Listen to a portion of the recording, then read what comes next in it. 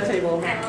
Did everybody look at the back table and put their guess in for how many stones are in that glass jar? Because that's a free drink ticket as well. So during the course of the year reunion, just get up and go back and take a guess. That's a free drink ticket. Okay? All right. Let's see. Let me take a quick moment and have Colonel Fidel stand up, please. Thanks.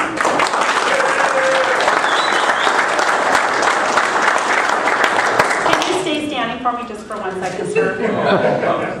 Retired Air Force Colonel Ken Fidel is here with us this evening. He entered the Air Force at Lackland Air Force Base in 1961 and retired in 1989. He was the commander of the 3rd SPG at Clark Air Base from August 1984 to August of 1986. Thank you for coming, I appreciate it.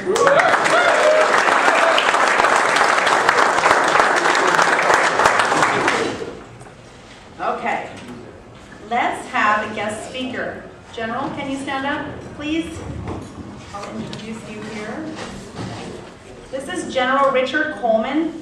Richard Coleman was the director of the United States Air Force Security Forces. He served over 43 years as an air policeman, security policeman, and security forces member. Please give a warm welcome. Oh, yeah.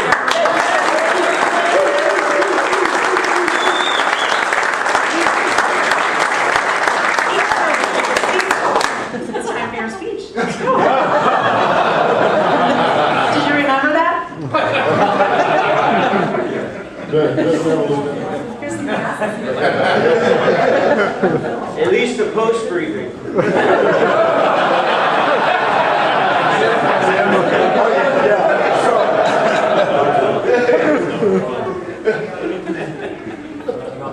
You know, when Colonel Fidel called me and asked me about doing this, there was some apprehension in my decision to say yes, because I had been around the 3rd Security Police Group many times at events where they made the blotter and we did a space trip and some international holds. Down here in San Antonio, I would like for you to let me get home about 25 miles west of here without making a blotter. None of you need an ambulance. And I'm damn proud to be here with you.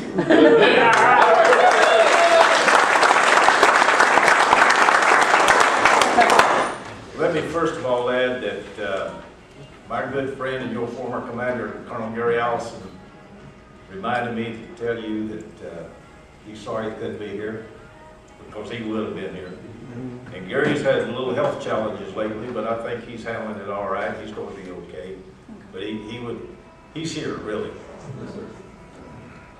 Okay, what I'm going to do, you're not going to get any 3-point speeches from me. I don't do that anymore. I do a potpourri of events. And I don't put the summary necessarily last or the body first. What we're going to do, we're going to go through some events that recognize where you served, the country in which it was and is, and what your contributions and challenges in the life-altering event of being stationed there that it gave to you. And I'm sure that it did. Let me, first of all, know who I'm talking with. How many people were stationed there in the 80s?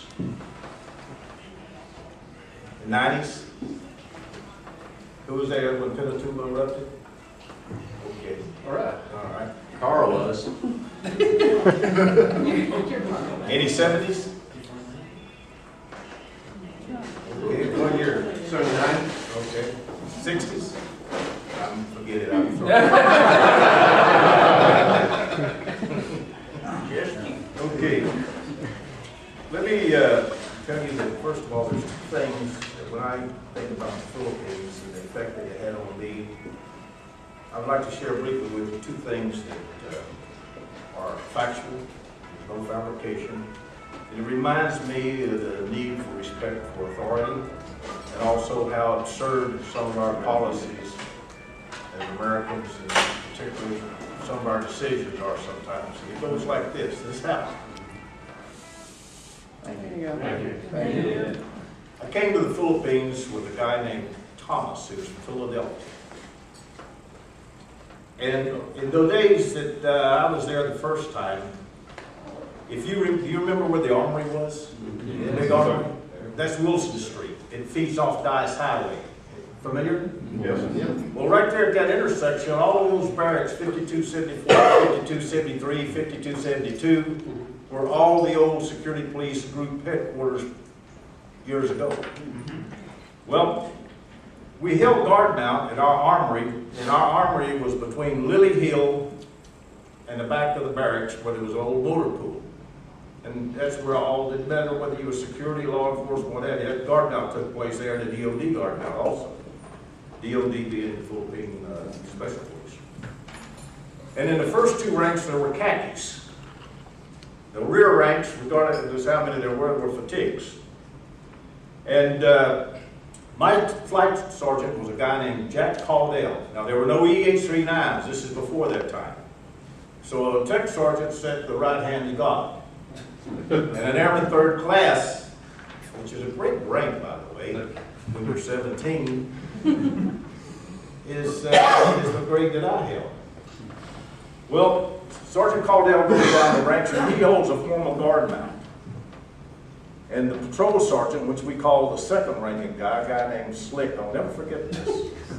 He's with him, and he comes up to this guy, Thomas, and he tells Thomas, you need a haircut, have a haircut tomorrow. This was the first swing shift. We worked 3, 3, 3, and 3 off.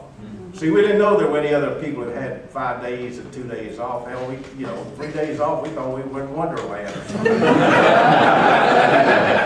So anyway, guard mounts dismissed, everybody goes to their post. And the next day, we fall in for the next swing shift, second swing shift. And Airman Thomas doesn't have a haircut. Sergeant Caldell details the guy on either side of him to disarm him. That's Sam Brown, all that stuff. Takes his .45 and marches him across the street to the old stockade. Now the stockade was right at the intersection of where you turned on the Wilson Boulevard. It goes out to where your armory was, or the K9. That corner there was a great big stockade of about 100 prisoners, some of them even from World War II. Now this is in the 50s, by the way. Now in these days there were no area defense officers. A summary court-martial that the commander designated was what took place. You didn't go crying to some damn captain up in the area defense you never heard.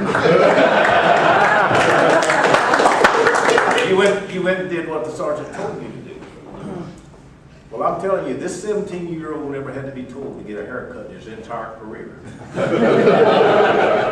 They only left him over there for a few hours and come back and got him and said counseling. But that's the way things worked. So the respectful authority always remained with me, and I never had to be told about a haircut. Now this second one is something that is more ridiculous than I could have ever imagined. In the Carter administration, there was a move to take maximum steps to improve energy conservation.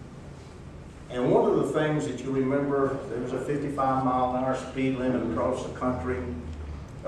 Gas lines were many blocks long, but in the Philippines we didn't have much of that. We were still paying about 25 cents a gallon over there. And so the word came down, we were going to go on daylight savings time. The base, the Clark Air Base was going to go on daylight savings time. Okay. My job at that time was I was the OIC of all the DOD police. I had 464 of them. And one of my jobs was to explain in the timekeeping and so forth that we were going to have this change in the time. So there's a guy named Sergio Miranda, Eli Ugolino. I'll never forget these names because I knew some of these people when I was a kid there. This is in the 70s. I knew them from before. And I bring Mr. Ugolino in, who was a ranking DOD, and I said, okay, Mr. Ugolino, what we're going to do is next week, we're going to change the time. And I get this already, okay, I said, what's happened is at 0200 in the morning, we're gonna go back to 0100. So what that means, rather than you guys coming to work at 0600, you're gonna come to work at 0500. And you're gonna get off 8 hours later, which time will already change. You all understand this, right? And Mr. Ugolino says, well, what time will it be in Angeles City? I said, forget everything else, it's just here. He says, you mean in Balabago, you know, that's right across the railroad tracks outside the main gate? It's 8 o'clock there, and over here it's 7 o'clock?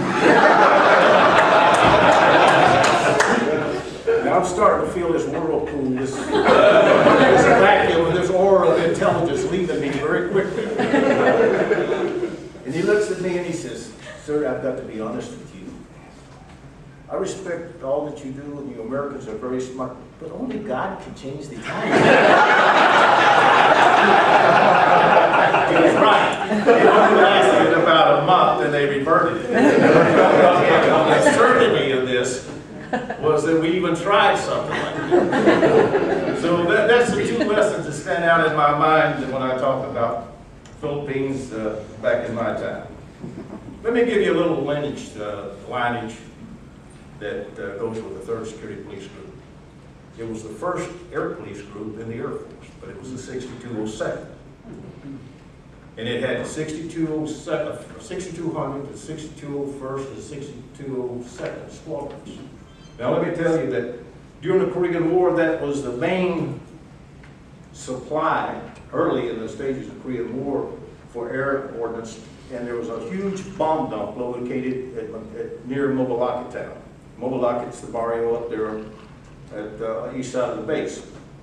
Well, one squadron looked after it, the other squadron did the law enforcement security duties, and the other one shared the Balabago checkpoint, which was what you refer to as the main gate, the town patrol. The town patrol was located in the old Angeles City post office on San Rosario Street.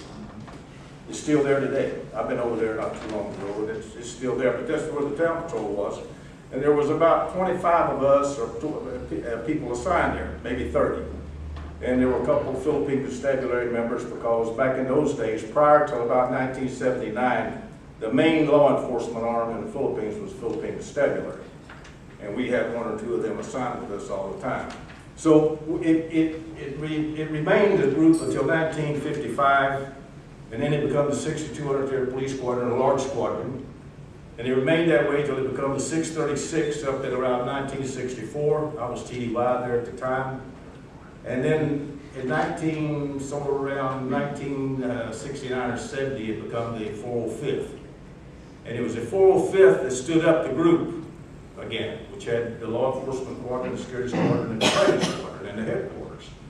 Well, the first commander was a guy named Sam Martin. That took place in 1975. He's still around today. I was with him here not too long ago. So that's the lineage and that's the history of it. But let me just dwell on something here for a moment that I hope you share with me. What made Clark? What made it different? You know, yeah, you can say anything. You know, it's no pressure to talk about Clark, because anything that's going to happen has already happened there, and if it ain't, it's going to happen soon. So anything you say is the truth. You know, you're not pressed for notes. You don't have to be wet under your arms. You know, it's just that's the way it is. Well, let's look at it. Step back and look at what you really serve there. Thanks. If you take all of the SPs assigned to the 3rd Security Police Group on Clark, at Wallace Air Station, at Camp John Hay, and at Camp O'Donnell, what do you think that number was, including the DOD SPs? What do you guys think the numbers were? 2,400. Huh? 2,400. 1630. At the largest it ever was, 1630. There was no other group that size. Now let's go back and look at what was contained in the 3rd Security Police Group. Actually, the headquarters part, actually a unit itself, the security squadron, the law enforcement squadron, and training squadron, Camp O'Donnell, those guys. All right? Horse patrol, motorcycles, confinement, actually had a WSA at one time. A lot of people don't know that, but it did. WSA is, for some of you who are wondering, is one of those weapons you don't talk about. And take Customs and Immigrations, merchandise control. The biggest damn farce on earth, merchandise control. So anyway, if you look at that, what it was, and what you could do, you could go there and spend an entire tour and be completely, feel every block of your AFSC because of the sheer size of it. What did Clark have? You name it. High schools, biggest website today. Your kids that went to school there stay in touch with one another. Even had a farm one time. Master Sergeant running vegetables and stuff way out on the northeast one. Had a dairy, a morgue. Of course, all the flight activities. It had everything that any city would have. Plus, forget it, sometimes people forget it actually flew 3 squadrons and an airlift squadron. And all of the other tenant units, everything from the CIA to the Voice of America, you name it, it was on Clark Air Base. And let me just seriously state something right here. We don't, to this day, realize what we lost. Now, many of you keep it up with current events, you'll notice that there's some serious negotiations going on right now about the redistribution of U.S. forces in the Pacific. There's already one that's been signed with Australia, which they have Marines down there now. There's also an agreement in that lets airframes move through there and rotate in and out. There's serious negotiations going on right now about Subic and Clark, Crow Valley in particular, and the thought about this is they rotate people through there. Airframes, nobody's stationed there, but be much contractor run. Speaking of that, I was fortunate enough to get to work there from 2002 up to 2007 across the Philippines. And I can tell you that it hasn't changed all that much in some ways, and it changed dynamically in others. But it's the only place that when I get about half dozen colonies, sometimes I get homesick for. Because I'm afraid I'm a lot like you. Some of the best things that ever happened to me in my life happened there. The comradeship, the friends, great. Just great folks. That's why you're here. How many of you can honestly say that that changed your life in some way? Oh, yeah. Well, let me tell you something. I never got over it. That's why I stayed in the Air Force for so long. It took, and I'm still not over it. To me, it was a different, I've been all over the world, the Air Force, and later in civilian life. But there was nothing like the challenge of being able to go to work on the midnight shift, swing shift at night at Clark, not knowing what's going to happen, but sure, something's going to happen. It was one of those times when, I don't know, it just went by too quickly. Now, there's another side of this, too. I went there 17 years old. I came back 2 years later, and I was stationed at Hunterfield, Georgia, and I was so bored I couldn't stand it. I'll never forget, there was a hurricane come up the East Coast. I'm standing out on a place called the Hunterfield Gate. Airman second class now, by the way. And I was one of those for a long time. I made it, you know. It's a good rank too, Airman second class. Of course, today we don't want to call anybody third class or second class in Air Force, you know. But that's bullshit. We were good people.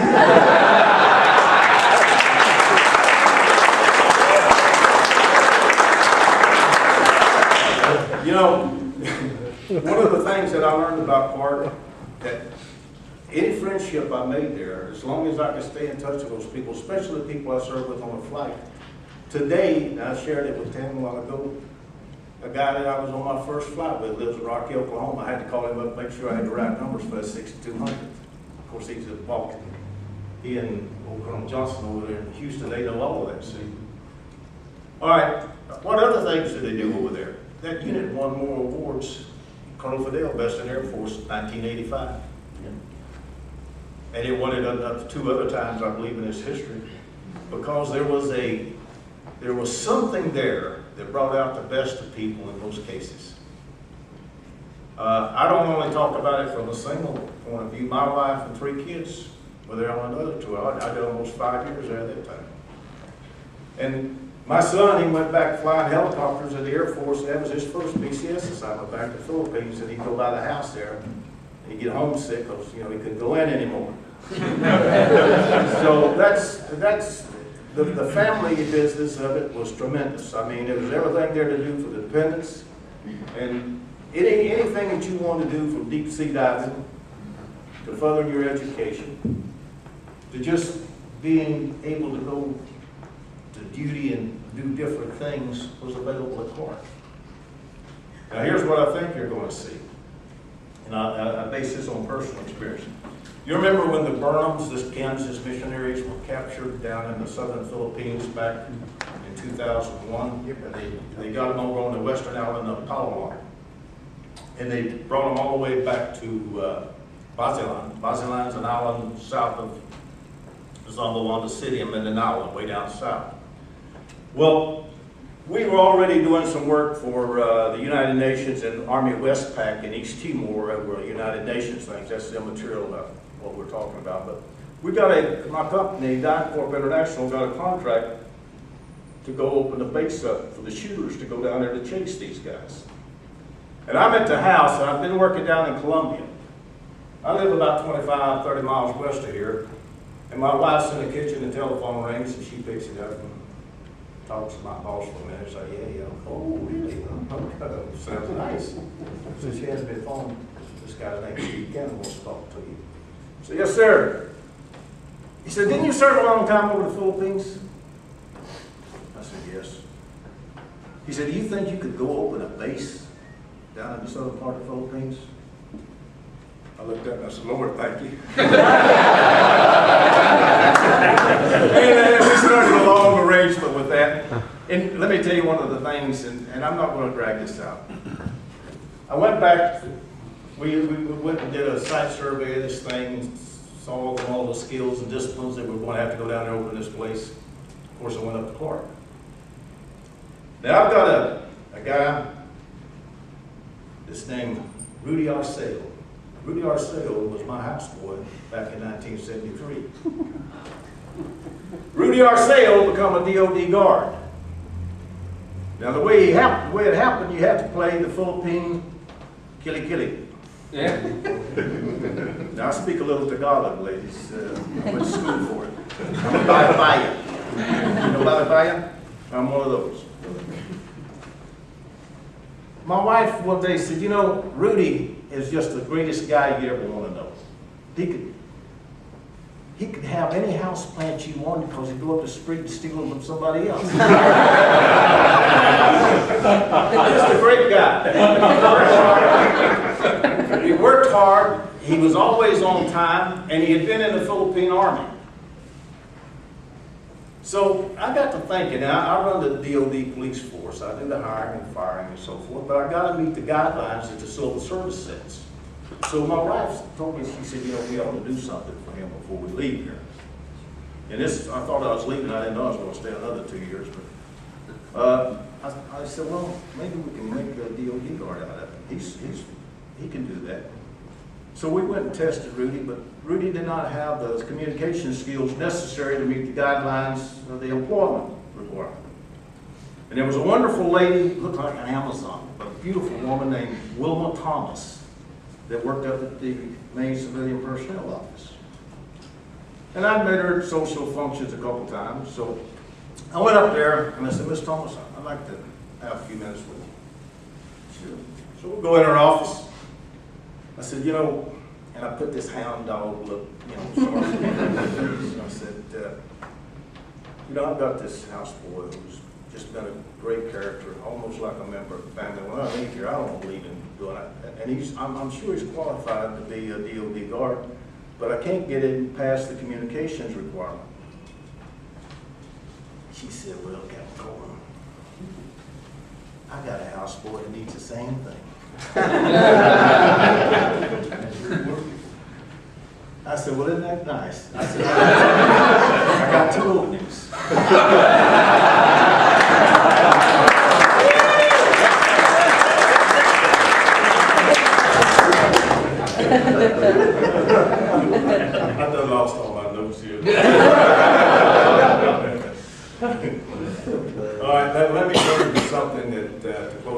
out that I hope you'll share with me. All of you remember the cemetery that was up Mitchell Highway on the right after you come in, the American Cemetery? Yes, sir. Well, it hasn't been maintained very well, and it's been maintained mostly by contributions and guys that are still over there in the expat community and with donations. And there's a congressman now from California that has a bill submitted to put it in the American Memorials Organization, looks after overseas graveyards and cemeteries like Normandy and what have you. Let me give you a little bit of history about this. This graveyard once was located, you know where the golf course clubhouse is? That's where that graveyard used to be. And they moved it right after